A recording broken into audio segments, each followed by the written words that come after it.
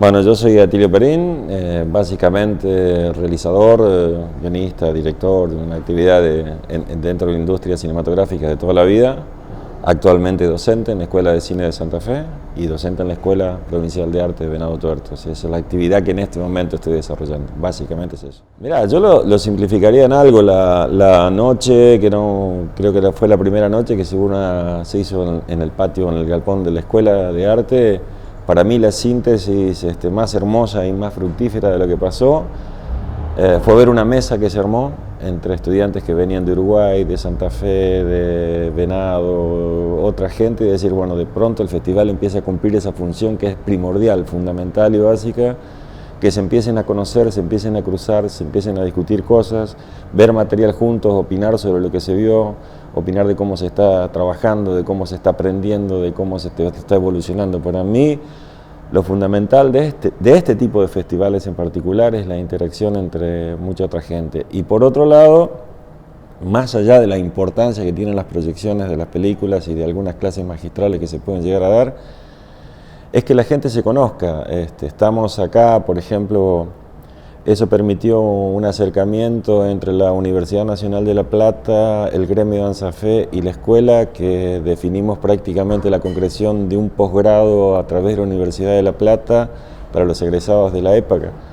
Lo que quiere decir que si el festival no hubiese estado, eso no se hubiera dado, o se hubiera dado de una forma muy diferente. O sea, se puede dar cara a cara, se puede dar en un ambiente, se puede dar en un espacio de trabajo común sobre intenciones, y creo que eso es lo fundamental de este tipo de encuentros. Y que de pronto, yo que he formado parte de toda la vida de lo que es el cine santafesino y del cine del interior, después de 17 años de la Escuela de Cine de Santa Fe, de más de 25 de la Escuela de Cine de Rosario, que tiene su festival pero con otras características, que sea Venado Tuerto, la escuela más nuevita, más alejada de esos centros de producción, la que proponga por primera vez un encuentro de estudiantes de cine, me parece que es maravilloso. Es una gesta que nace ahora y que lo que mejor puede pasar es que perdure en el tiempo. Yo creo que puede haber habido cientos de errores, pero ninguno de esos errores está por encima de un objetivo que se va a ir logrando y de la posibilidad de una continuidad. Yo creo que es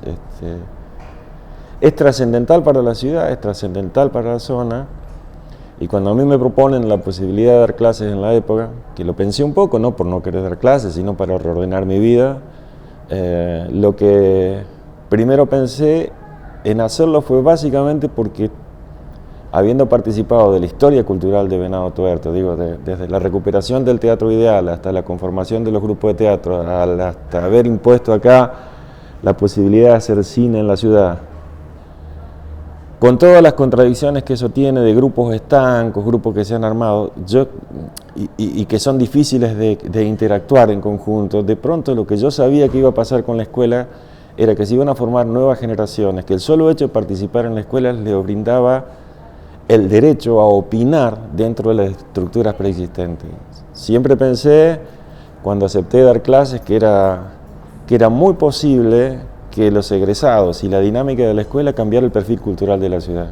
El birri con el que yo me relacioné no es el birri, no es el birri personaje, digamos, ¿no? Es el tipo, el intelectual, el pensador, el planeador de situaciones, el desarrollador, más allá después de la figura de esa especie de ñomo muy particular y juguetón que había, era una persona de una inteligencia feroz, te diría así en el término feroz. Yo lo conocí mucho y le debo mucho. Yo no me considero un discípulo de Birri, pero cuando la Escuela de Cine de Santa Fe, que crea él en los años 50, la dictadura la cierra en la Universidad Nacional del Litoral, que fue la primera escuela de perfiles universitarios de cine de toda América Latina y que generó Tire 10, que marcó el inicio del cine social en América Latina, y después Los Inundados y todo lo demás. Cuando él se tiene que ir, esa escuela, si bien sigue funcionando, lentamente se va apagando, hasta que llega un momento sobre la dictadura previa al golpe de Estado del 76, la dictadura anterior de Lanús en Leviston. Esa escuela muere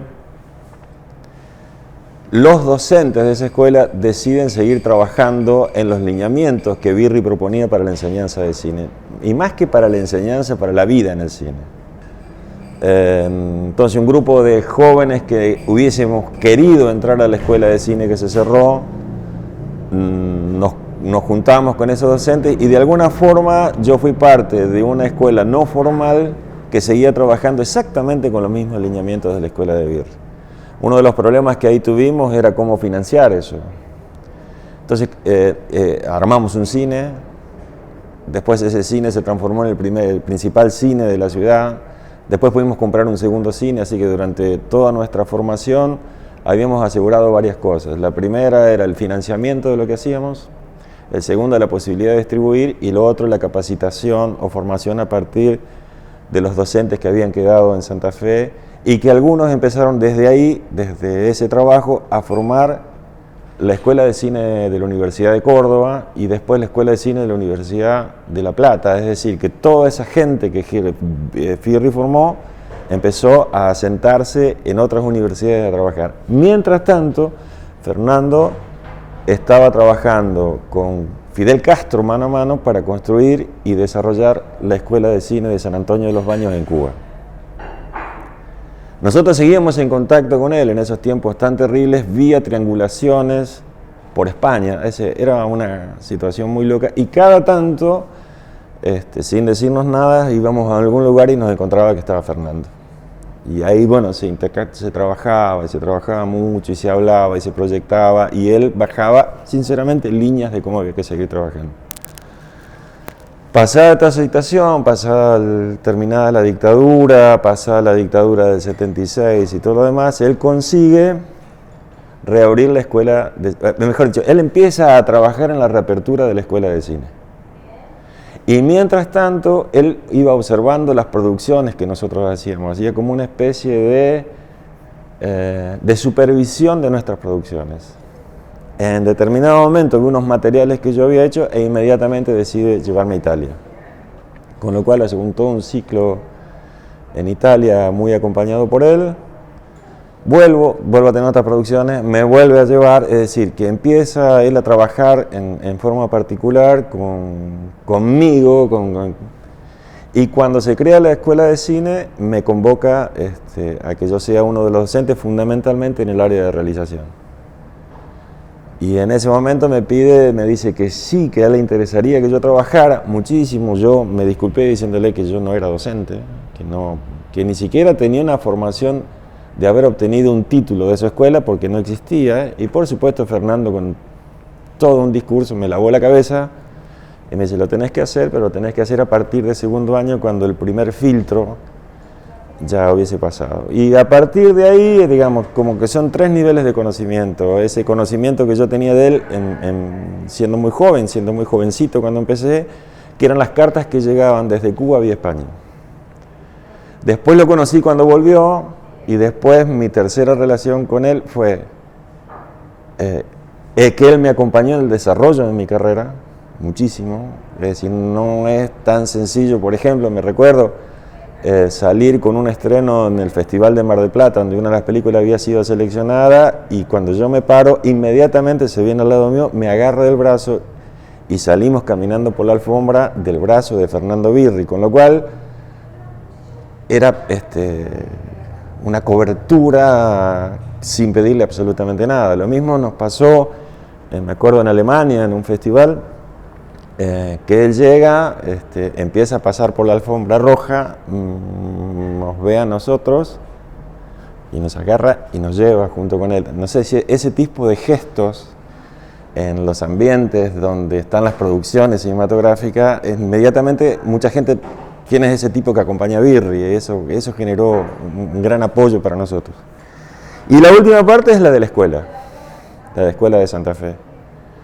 Y bueno, desde el momento que él me lo propone y que ahí no me queda más, es como la oferta de que te voy a hacer una oferta que no te puedes negar, digamos, puedes decir que no, yo empecé a trabajar y ya van 16 años que estoy en ese trabajo, con la visita de todos los años de la escuela, siguiendo exactamente el mismo método de reuniones con los alumnos sin presencia de los docentes, él evaluando qué opinaban los alumnos de la escuela, después reuniones nada más que con los docentes y después una asamblea general donde él, por supuesto, hablaba mucho y muy florido, tratando de aglutinar los trabajos, marcando las diferencias entre lo que opinaban los alumnos de los procesos, qué opinaban los docentes, y él llegando a una conclusión que normalmente nos servía para trabajar otro año más en eso. Y la última etapa que lo vimos es cuando se filma el Fausto Criollo, que se filma en Santa Fe, en donde hizo una propuesta que a todos nos sorprendió, nos pidió a los docentes que trabajáramos con él, que lo acompañaran, y antes de filmar dijo, bueno, los docentes se retiran. Y la película la hizo con los alumnos de la escuela, y lo único que nos pedía después era, nos volvía a reunir al final de 2 o 3 jornadas de trabajo, nos planteaba algunas cosas que nosotros teníamos que trabajar con los pibes, nosotros trabajamos con los pibes y se los volvíamos a pasar a él y nosotros nos teníamos que retirar de set. Fue una cosa muy extraña. La película es muy particular, no sé, pero digamos esas metodologías de trabajo en donde él realmente asume el rol de un líder, es decir, y creo que fue muy interesante. Y por otro lado está el aspecto humano, ¿no? La relación humana con él, que fue muy interesante cuando él se despoja del personaje y se transforma en un tipo muy interesante. Él tenía muy claro que él era Fernando Birri, padre del cine latinoamericano, del nuevo cine latinoamericano, que él debía ser un personaje, necesariamente, pero cuando había que trabajar ese personaje quedó afuera y era muy llano, muy directo y muy duro. No perdonaba nada. Con todo el afecto del mundo, pero no perdonaba absolutamente nada. Y después los veías en Europa, vestido con, no sé, me acuerdo, con un traje rojo furioso y un sombrero a lo chaqueño palavecino entrando al Festival de Berlín. Entonces era un latinoamericano, es decir, en su figura era el cine latinoamericano entrando a los festivales europeos. Pero después el disfraz quedó afuera y su cabeza era terriblemente lúcida. Lo fue hasta último momento, hasta ultísimo momento. Y el gran dolor de él era no poder volver aquí a Argentina. No terminó de la mejor manera en el sentido económico, terminó con algunos problemas serios económicos en Roma. La última gestión del Instituto Nacional de Cine le consiguió como una especie de pensión honorífica que lo ayudó en los últimos tiempos y se fue pagando con bastante, no te diría tristeza, sino con el hecho de no poder volver. Te doy un ejemplo. Habrá sido finales de los 90, él vuelve y un director de cine de Santa Fe, muy amigo de él, que él llamaba a sus hijos creativos, ¿no? Y nosotros éramos los nietos, es decir, yo estaba en una generación posterior a ese director de cine que hace un documental sobre él y a mí me piden que haga la dirección de fotografía. Y vamos a entrar al Paraninfo de la Universidad Nacional del Litoral, que es donde se estrenó Tire 10. Y las autoridades de la universidad no lo dejaron entrar. 30 años después, 40 años después. Hasta que conseguimos un permiso de un tiempo muy cortito y muy limitado donde Fernando pudo entrar a la universidad. Es decir, si vos te pones a pensar, pasaron décadas de ese logro majestuoso que fue Tire 10, que modificó las estructuras del cine de toda América Latina, y la universidad restringió en ese momento, por pedido del decano, que él ingresase, y si ingresaba cuánto tiempo iba a estar y qué íbamos a hacer. O sea que filmamos esos pedacitos donde él recorre el lugar del estreno de Tire 10, acompañados por los guardias de seguridad. Entonces, digamos, es una cosa muy loca, un tipo, ¿qué daño puede llegar a hacer? Así, en realidad sí, mucho, pero digo, hasta esa precaución, mucho tiempo después, sobre la figura de Birri estuvo pesando. Estuvo pesando que lo que hizo en Cuba, estuvo pesando, digamos, y siempre hubo un trabajo de reacción. Y él no es que no podía volver a hacer lo que él quería hacer.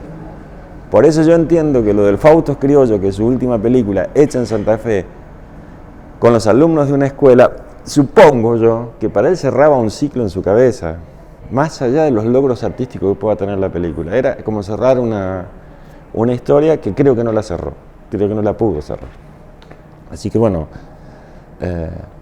vuelvo a decir, yo no me siento discípulo artístico de Birri, pero sí de su metodología de trabajo, sí de su rigor, que eso sí insistía mucho, él decía que hay que hacer como los italianos del Renacimiento, ¿no? Obstinado rigor, o sea, todo tiene que hacerse obstinadamente y con un gran rigor artístico, que es lo que a veces yo veo que no está funcionando en las nuevas generaciones, o sea, las cosas salen, se hacen y no hay, pero bueno, son generacionales, o sea, pero en ese sentido te vuelvo a decir, hay dos personajes, el Birri personaje y el Birri que generó un cambio cultural que no es poca cosa en todo un continente, y que posicionó a la ciudad de Santa Fe como eje histórico que nunca lo perdió. Eso es lo que te puedo decir de Birra. Puedo hablar mucho más, pero me parece que es eso. Y decía, cámara a la altura del hombro, ojos abiertos para soñar despiertos, ¿no? Y con eso decía, hermanitos, acción.